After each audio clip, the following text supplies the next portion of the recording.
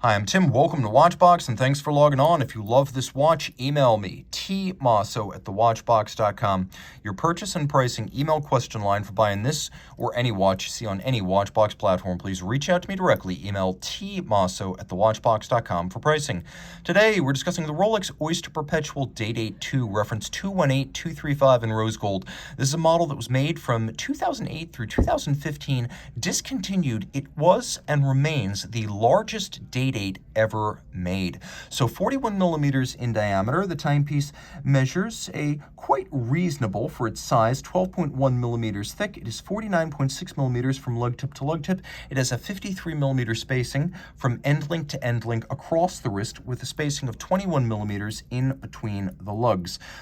Open up the crown clasp, throw it on my wrist. You can see why this watch wears so large. It has solid end links for its President bracelet, whereas the Day-Date 40 has pivoted end links. This one has solid end links. So a Day-Date 40 is going to be about 47.5 millimeters across the wrist. This is 53. That, more than the 1 millimeter case difference, accounts for the different way they fit. It is a flat watch. It will slide underneath a dress cuff, but I'm going to recommend you not wear this watch on a wrist any smaller than 15 centimeters circumference. In fact, you're looking at 16 centimeters right here. Only you can be the judge of whether this is the limit. I think you could go a bit smaller, but not much smaller. The weight is impressive, partly because Rolex bracelets and clasps are so substantial, but also because Rolex doesn't use display casebacks. Sapphire weighs nothing. Gold is both heavy and relatively more expensive, so Rolex isn't trying to short you the gold here. As a result, the watch is unexpectedly heavy even for its size. The President bracelet debuted with the Day-Date back in the mid-1950s, and whereas the watch is often nicknamed the Rolex President or Rolex Presidential, it's always been called the Day-Date. The bracelet, however, has formally been called the President. There's a conforming end link to join to the case without a gap. And then you can see there's a little bit of a taper from the top down. We have a short cross-sectional profile, so it's nice and supple like a Jubilee dress bracelet, but with a 3-link design. It's also got the solidity of the Oyster sports watch bracelet, but with better ventilation than the Oyster, which makes this suitable as a sports watch bracelet. You can wear this watch down to 100 meters. It's shock-resistant, anti-magnetic, and water-resistant, so it's got a robust bracelet to match. That wasn't the intent. Rolex just built it really, really well. Taking a quick look at the bracelet design, you can see removable links, and there are many of them, are fixed by screws, so with a jeweler's screwdriver you can size this up.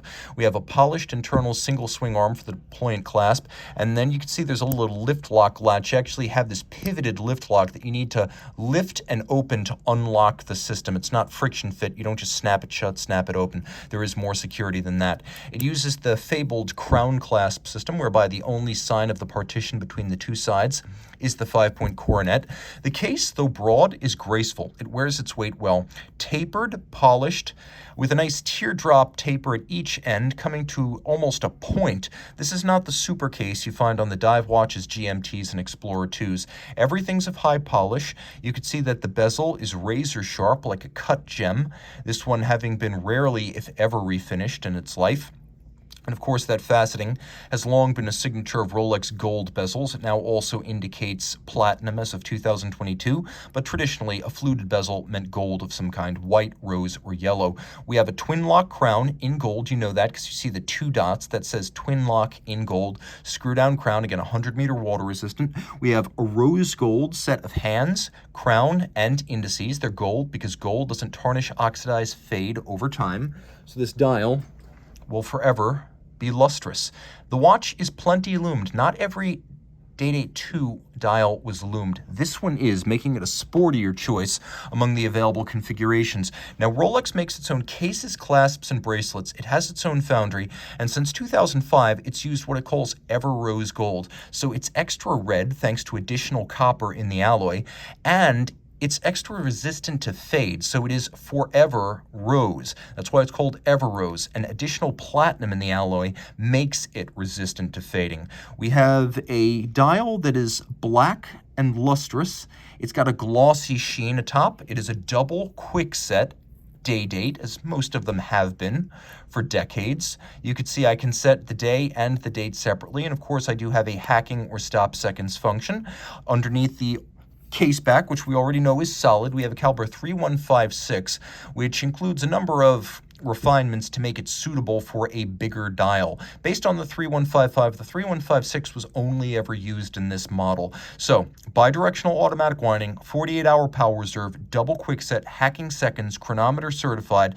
It also has shock resistance features in the form of a full balance bridge and a free sprung balance. It uses a Breguet overcoil shaped by hand so that in any position the watch will keep relatively consistent time thanks to the centered mass of the overcoil hairspring, helping the watch to earn a COSC chronometer certification for its movement. It also features a full balance bridge and a free sprung balance for additional shock tolerance, and the overcoil hairspring is made of a blue oxidized niobium zirconium alloy Rolex calls Parachrom Blue, so it is highly anti-magnetic in addition to being shock resistant and water resistant. Reach out to Team Mosso at thewatchbox.com for purchase and pricing details.